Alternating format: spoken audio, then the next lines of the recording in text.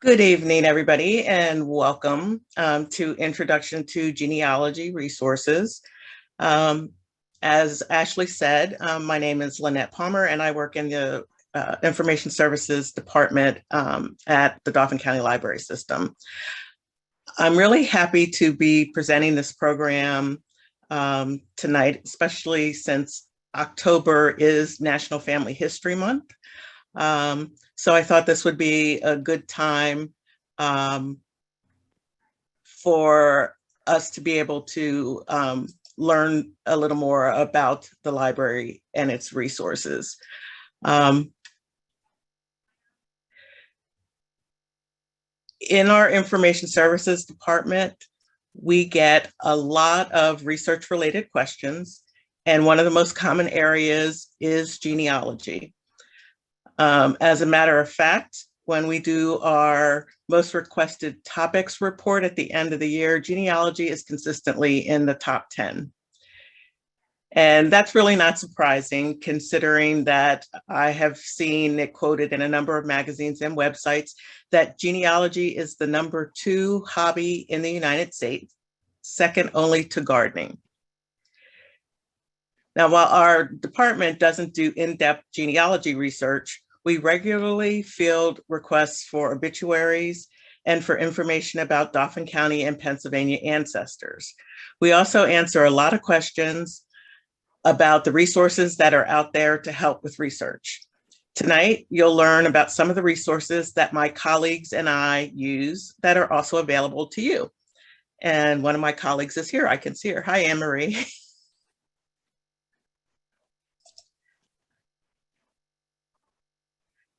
This program is being presented as part of the Harry Jones Hidden History series. The library partnered with the Dauphin County Commissioners to create this program series that celebrates the life and work of visionary historian Harry Jones.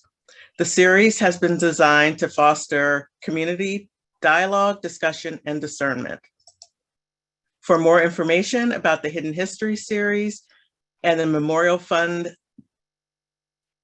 that supports it, visit dcls.org/Harry Jones. When I originally came up with the idea to do this program, I really wanted to shine a light on the various resources that are available here at the library. So we're going to start by taking a look at our local history collection. The local history collection at DCLS contains more than 1,300 print titles and 4,000 rolls of microfilm. Most of these resources are located at the McCormick Riverfront, the East Shore area, and the Elizabethville area libraries, but there is some local history information at all 8 locations. Since many of the items are rare or out of print, replacing them would be difficult, so most of the items in the local history collection don't circulate and cannot be checked out. They can be sent from one location to another for on-site use. So if something's at one location and you want to view it at your home library, just ask staff to request it for you. As I said, our print resources has more 1,300 titles, includes titles from both the local history and our regular nonfiction collections. In our nonfiction collection are the titles that circulate. You can see a sampling of the books in our collection on this bookshelf. We have books on getting started, organization, ethnic specific research, and DNA. We even have a couple on how to navigate websites like Ancestry and Family Search. Remember that these items float. So if you happen to be in the library and don't find what you want on the shelf, check with staff. It may just be at another location.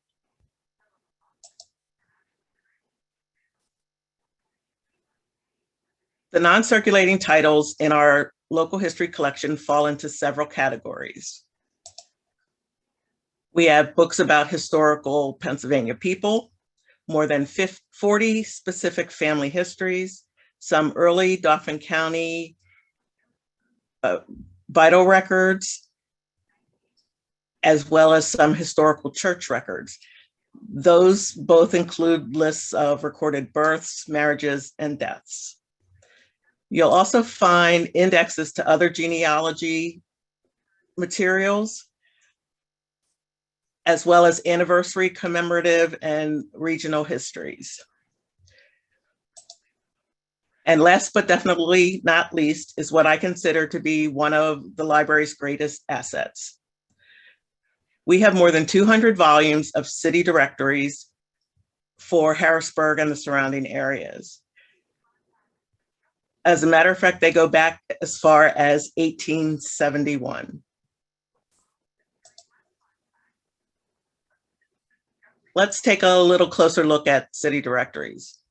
The first city directories as we know them were issued in Philadelphia in 1785. They were created by craftsmen and salesmen to contact the local residents and potential customers. They were usually published annually, but there are some occasions when a multi-year volume was published. As they evolved, they began to include more and more information. Here are the title pages from a few Harrisburg city directories. When you zoom in to the contents of each directory, you can see that more information is included as we move forward. For example, the 1876-77 directory includes the names of citizens, a map, a compendium of the government, its public and private institutions, and a business directory. And you can see that at that time, because Harrisburg wasn't as big of an area, it also included Carlisle, Chambersburg, Greencastle, Mechanicsburg, Newville, and Shippensburg. As we move forward to 1900, you see that it includes basically the same things, but this time it was limited to Harrisburg and Pembroke and Steelton. By 1935, you can see that a lot more information is included.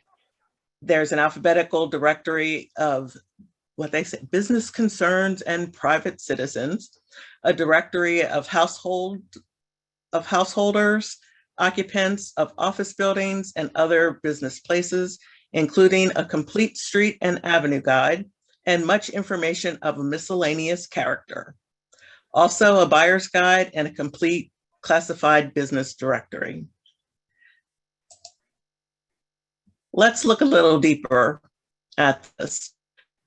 1920s, city directories included 5 basic sections.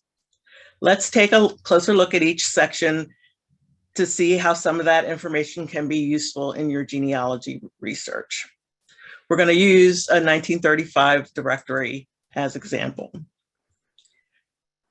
The first section is the miscellaneous information. This includes lists of city, county, and state officials. It has post office and public school directories, and usually includes a statistical review like this one. Now, I really find these fascinating because it gives you a snapshot picture of what Harrisburg was like in any given year. As you can see from this one, you can see the population as of the 1930 census was 80,339. And it breaks it down by males and females, and 87.4% of the people that lived in Harrisburg were born in the States. And for those that weren't, people most often came from Italy, Russia, Austria, and Hungary. You can see phones were on the rise with 27,899 phones in service. Now that's business and private. 91 churches, 4 newspapers, 13 hotels. Just some really interesting information about the city. This is the kind of information that can help you get a clearer picture of what things were like in your ancestors' day. But there are also some inclusive lists of employees at various organizations. So if you had an ancestor who all you knew about them was that they worked for the city, there's a list of all the employees for every department of the city. So that could be a place where you might find information about which department your ancestor actually worked in. The second section is the buyer's guide. And this is basically advertisements for the leading industry and professional and business groups in the Harrisburg area. The ads are all indexed and they have a descriptive heading for easy reference. If your ancestor owned a business, you may find an ad that announces its opening, that mentions when it was founded, or that identifies who was running the business at that time.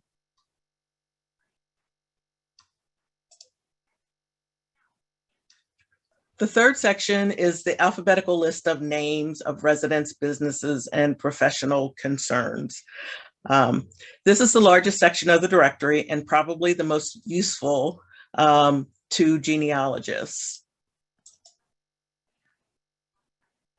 In addition to names and addresses of residents, you can find information about marital status, occupation,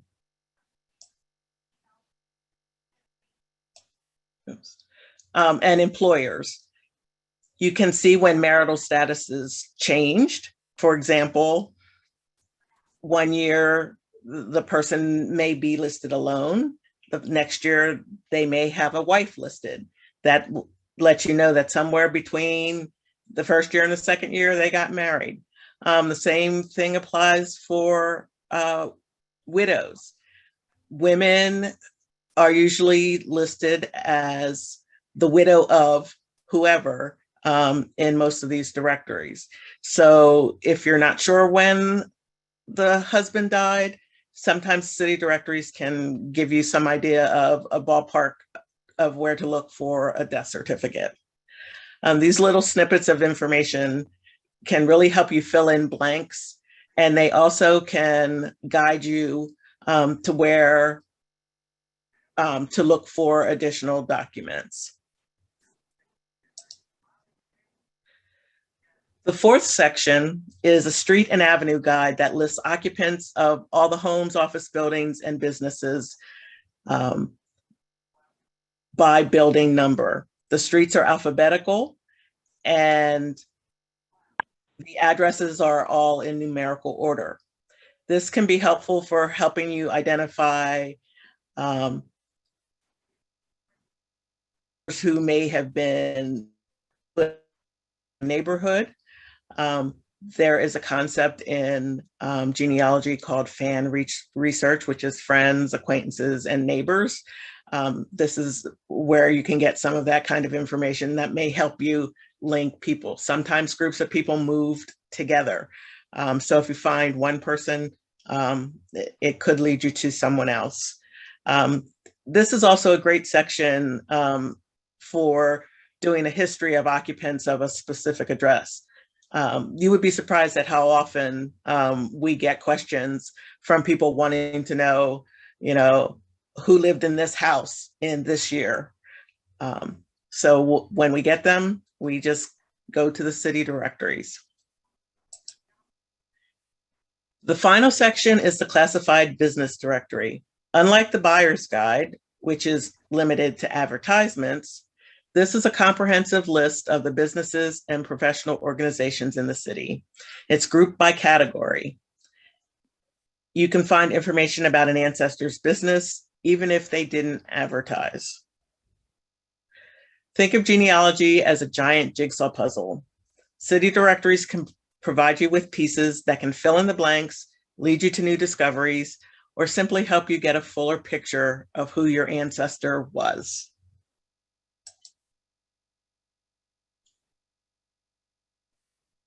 Next, we're going to talk about our microfilm collection.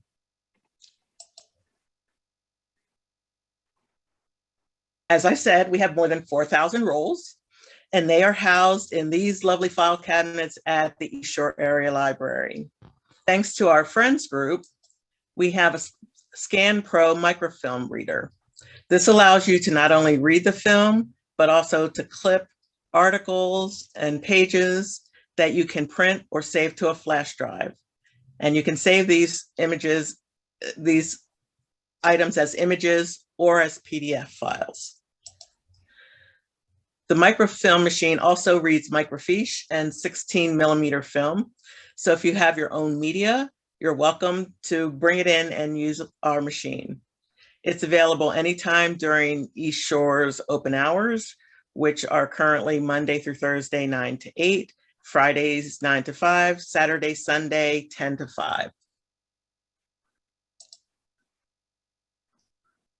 Now you may be wondering what exactly is on those 4,000 rolls of film. Well, more than half of them are the Patriot News. We have issues from January 1946 through December 2016. This includes the Daily Patriot, the Evening News, and the Sunday Patriot. We have the New York Times from January of 1964 to the middle of March 2010.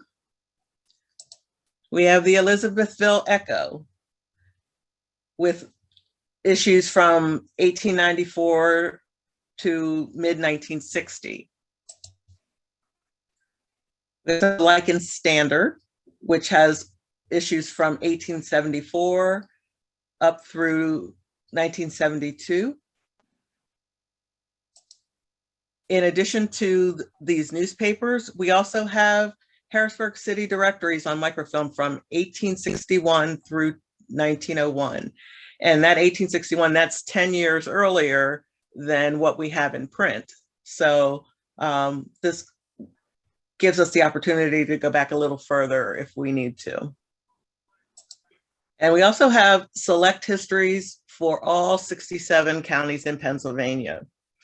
Included are atlases, maps, and biographies of significant people in the area.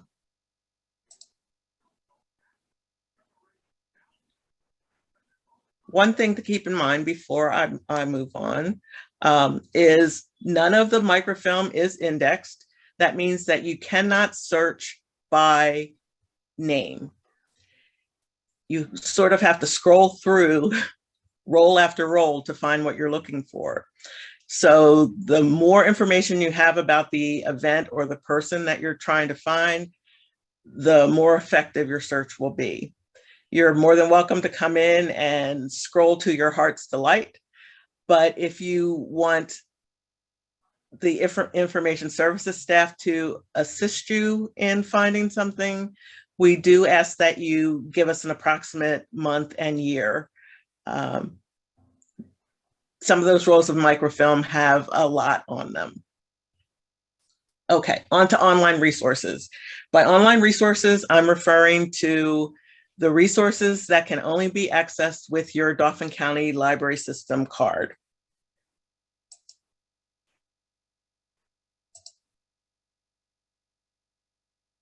There are numerous ways to access the library's online resources, but for genealogy, I suggest going to our genealogy page, which is dcls.org/genealogy. Here you'll find links to the 2 online resources that are most relevant to people who are doing family history research. The first is newspapers.com. Your library card gives you access to the Pennsylvania edition, which currently has 413 newspapers. They range in date from the late 1700s to present, but the bulk of them are from the 18 and 1900s. Articles can be clipped, printed, or saved. And if you happen to have a tree on ancestry.com, you can add clippings directly to people on your tree. The second database is the Patriot News Archive. Unlike the microfilm, this database is indexed. So you can search by name or place or keyword. We have full text issues from August of 1986 to the present. And by full text, that means that it doesn't include any photos.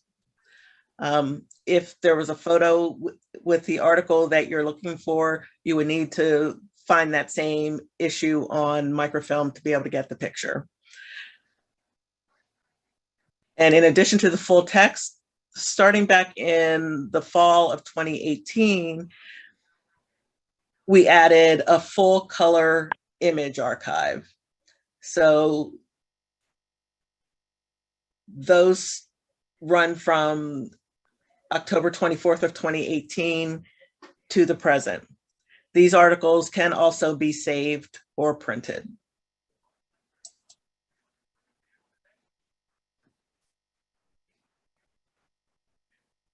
In addition to all of these great resources that are available at the library, there are a number of free websites that my colleagues and I use regularly and frequently recommend to others. Links to all of the sites I'm going to talk to you about are on our genealogy page. So don't worry if you miss the name of something. The first website is familysearch.org. This website is operated by the Church of Jesus Christ of Latter-day Saints, also known as the Mormons. But the website is open to anyone. You don't have to be affiliated with the church in any way, and using it doesn't commit you to any affiliation with the church. All you have to do to access the information is create a free account. Family Search is connected to one of the largest family history libraries in the world and has more than 8 billion digitized records on its website. This includes images from more than 2.4 million rolls of microfilm that they have in their collection. And they just finished digitizing all of that microfilm in September. Not all of the images are currently searchable by name, but thanks to ongoing indexing projects, millions of index records are added every month. In addition to searching records, you can add your family tree to their shared tree and view books from their library collection. And if you're wondering what I mean by shared tree, Family Search has one big giant family tree. So every person should only be on there one time. So when you add people, you're adding it to the collective tree. This is different than Ancestry, which allows everybody to create their own individual trees, and they're not linked together in any way. Next is Find a Grave.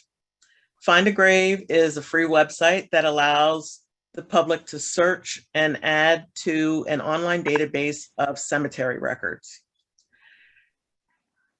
It's a work in progress, and volunteers are out there taking digital photos. You can put in a request if your ancestor's headstone is not there. There is a place that you can request someone go and take a picture. But it receives and uploads digital photographs of headstones from burial sites all over the world.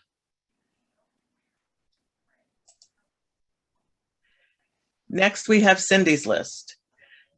This list was created and maintained by genealogist Cindy Engel, who is a pretty cool lady. I've done some webinars with her, and she's a great speaker. Cindy's List is categorized and cross-referenced, is a categorized and cross-referenced list of websites that have genealogical information.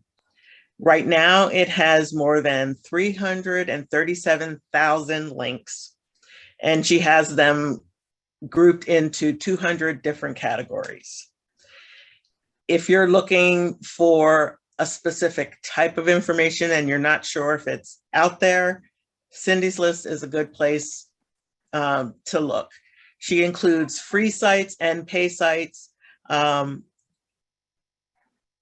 her list, and she's really good about identifying which ones are free and which ones are paid, so you won't get any surprises. Next is the US Gen Web project.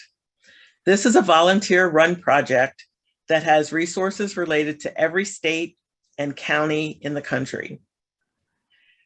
What is available varies from state to state and county to county, but you can find a wide array of information, including photos, maps, transcriptions, historical documents, and other, other helpful links. It really is sort of a hit or miss kind of thing, but sometimes you can find some really good information.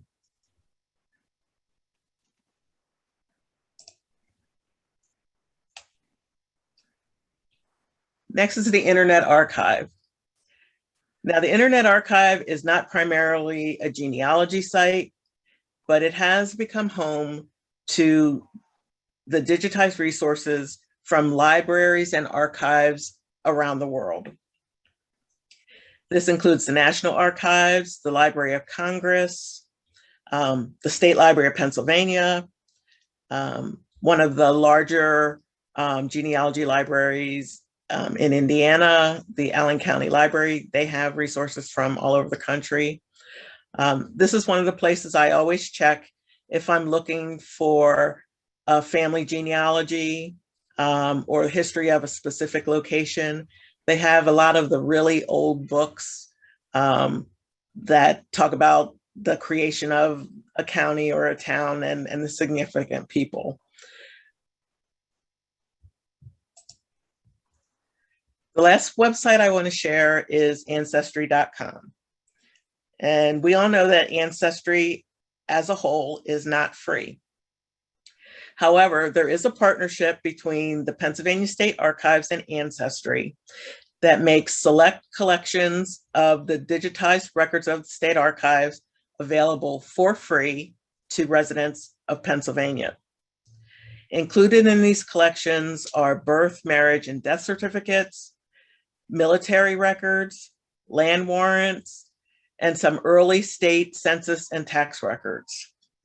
If you want to get the free access to the Pennsylvania records, you do have to go through the archives site, at least initially. And there is a link to that on our website as well.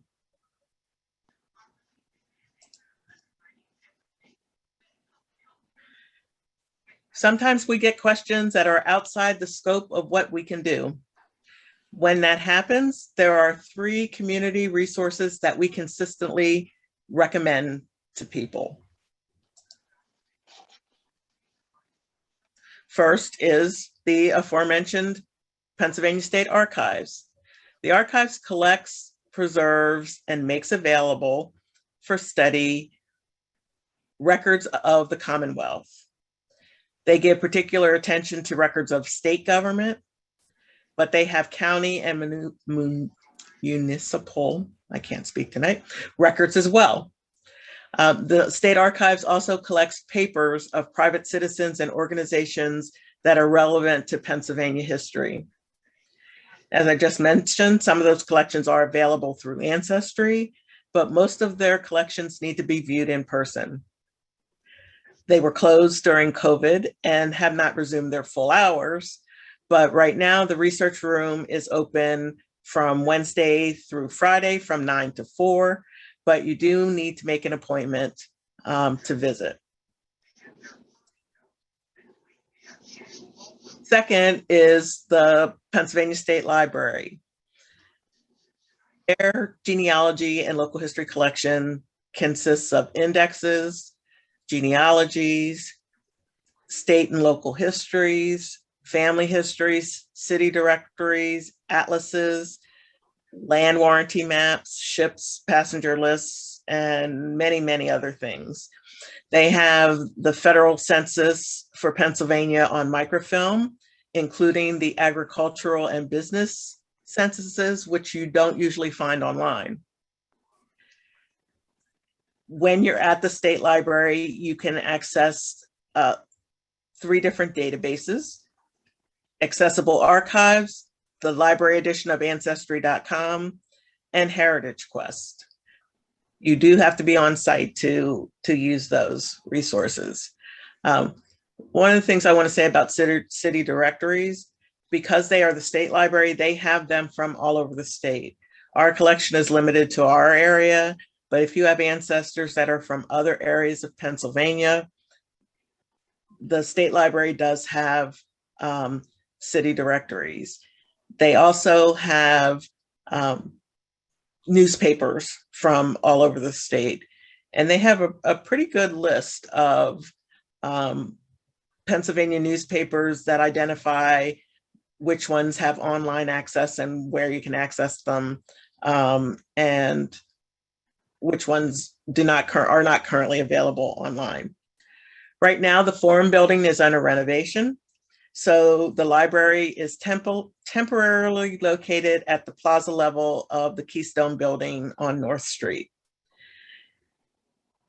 Right now, the library is open Tuesdays from 10 to 4, Wednesdays from 10 to 8, and Thursdays from 10 to 4. You do have to make an appointment. If you need specific research materials, you need to request them 5 days in advance, because not everything from the original library was moved over to their temporary location. And there is a form on their website to help you determine if you need to make an appointment, or if there's some way for you to access the information without going into the library, and also to put in your request for materials. The final community resource is the Historical Society of Dauphin County. The archives of the Historical Society contain original and historical documents and photographs for individuals, families, and many entities located in Dauphin County. This includes businesses, organizations, schools, churches, and even military units. They have a wide range of records, including personal letters and diaries, deeds, certificates, yearbooks, newspaper clippings, and maps. Their yearbook collection is constantly growing, and they do have a list of yearbooks that they have, and they have a list of the ones that they're missing that they would like to locate.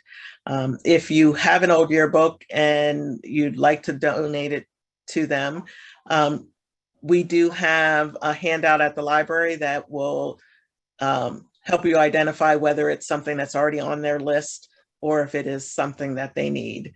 And they are also willing to trade, because they do have duplicates of some years.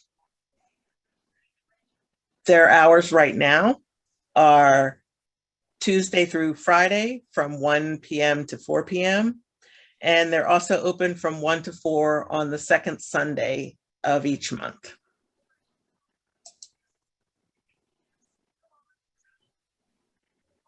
Now that you have all these great resources, you may be chomping at the bit to get started.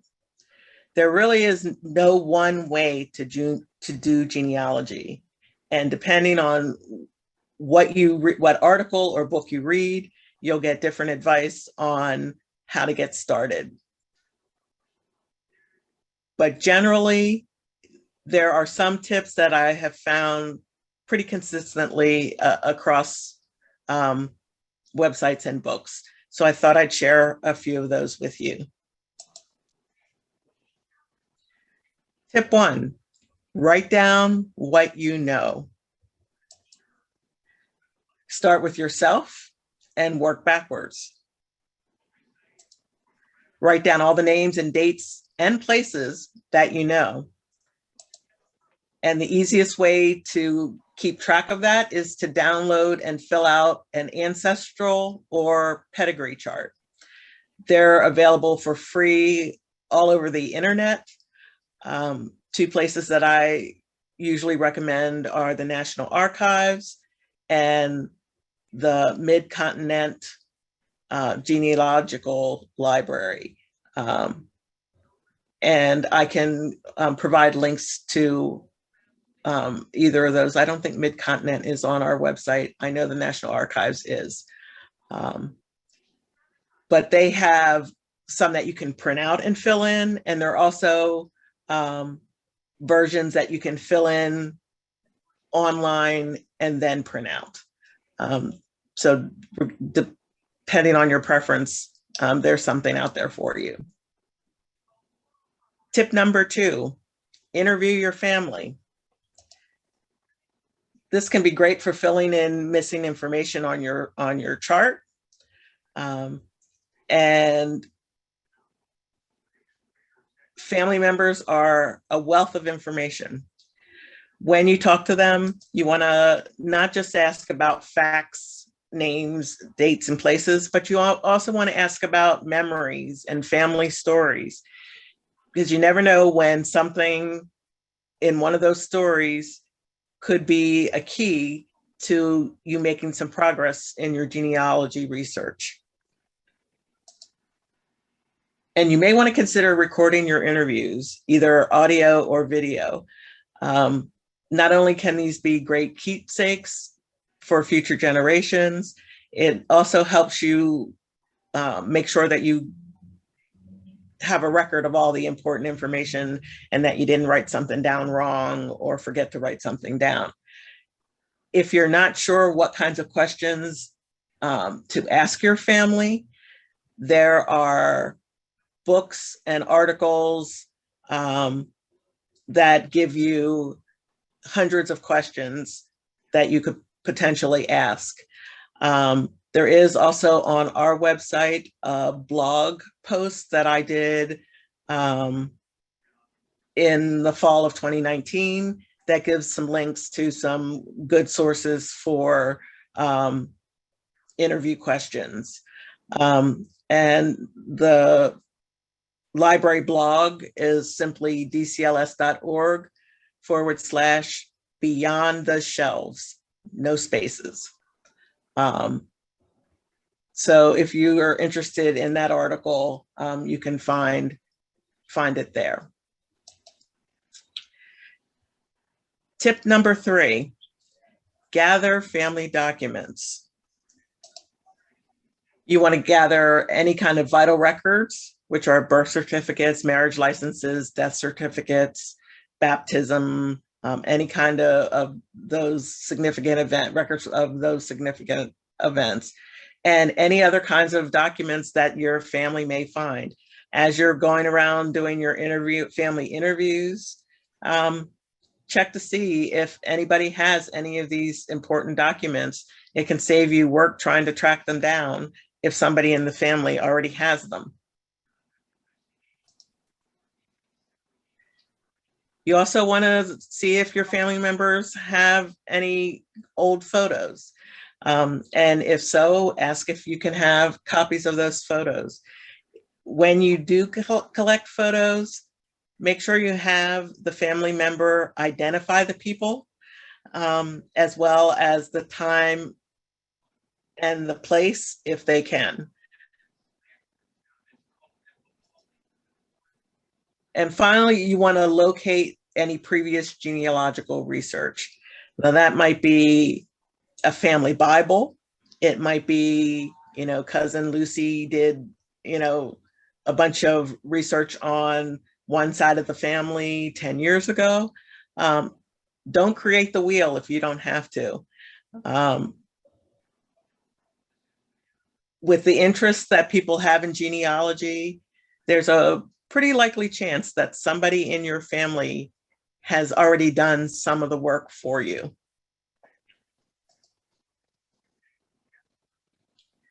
Tip 4, Organize your information. The first thing you need to do is decide if you want to have paper files or digital files. Paper files, some people use binders, some people use file folders. They're often color coordinated, but you need to have space for those. Digital files can be kept on your personal computer, or they can be maintained online. Many people use some combination of the two.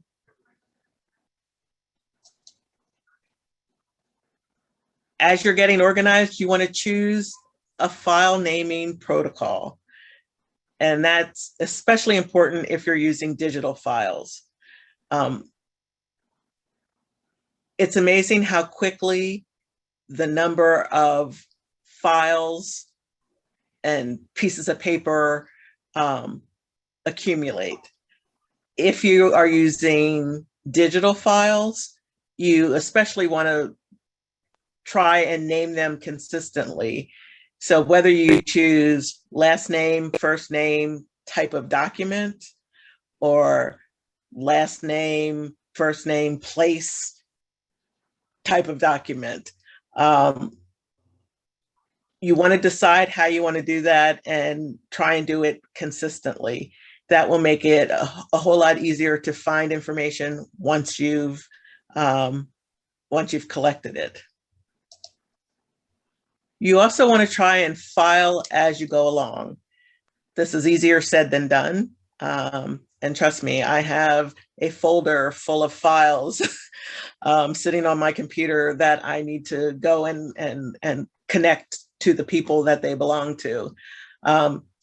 Sometimes you get on a tear where you're finding document after document after document. And so it can be really hard to stay on top of your filing, but try and do that as often as you can.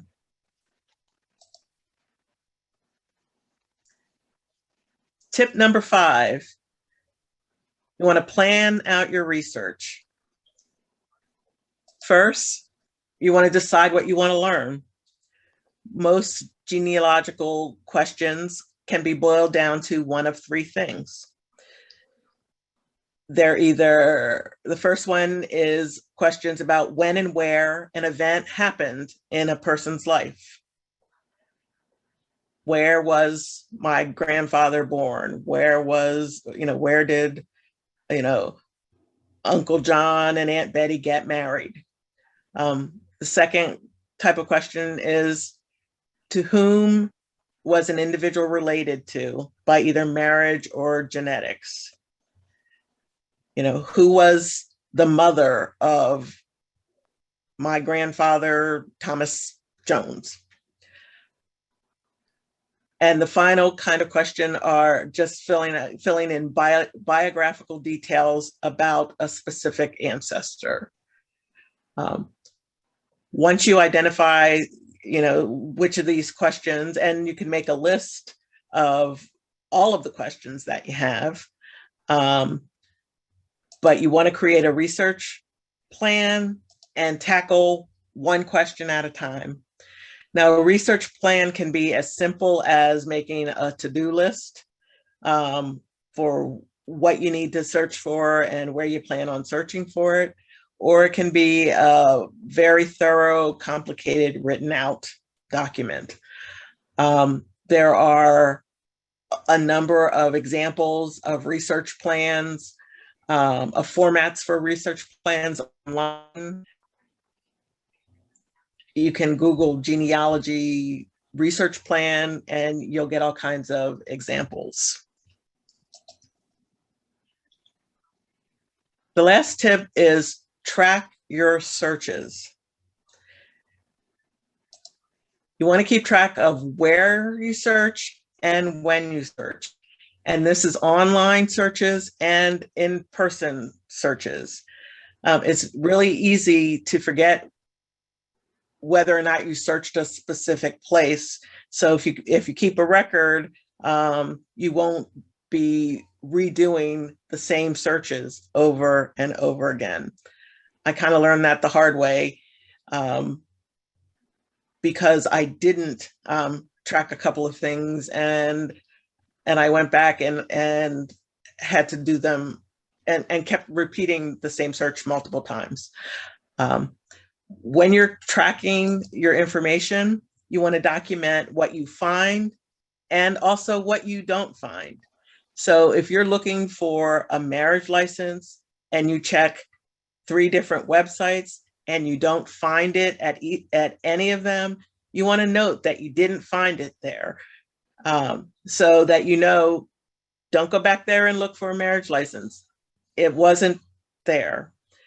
One caveat with that is that as more information is becoming digitized, sometimes records that weren't there when you initially looked may appear on the site later on. But it's still a good idea to document things so that you're not repeatedly searching for the same information.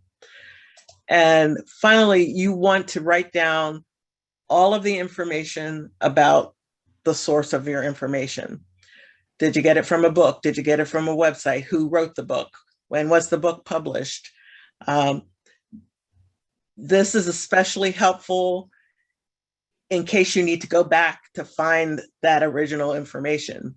If you don't remember, if all you wrote down was, I got this I searched Ancestry on March 5th, but you didn't write down the collection you found the information in, or any more specific information, finding it again can be real challenging.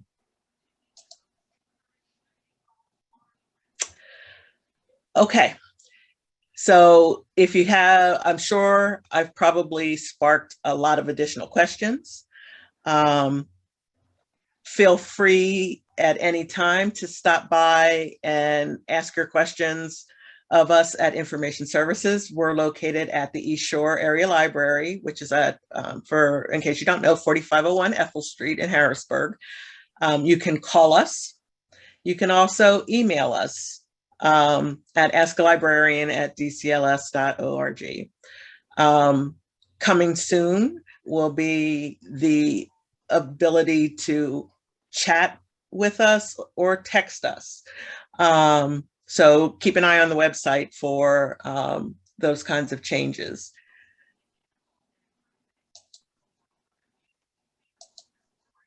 And the last thing that I would like to ask of you is to tell us what you think. If you have a smartphone, you can scan this QR code and it will take you straight to our survey. For those without a smartphone or who don't want to do it that way, if you visit tinyurl.com/48x7v5ws, that will take you to the survey, and you can let us know what you think.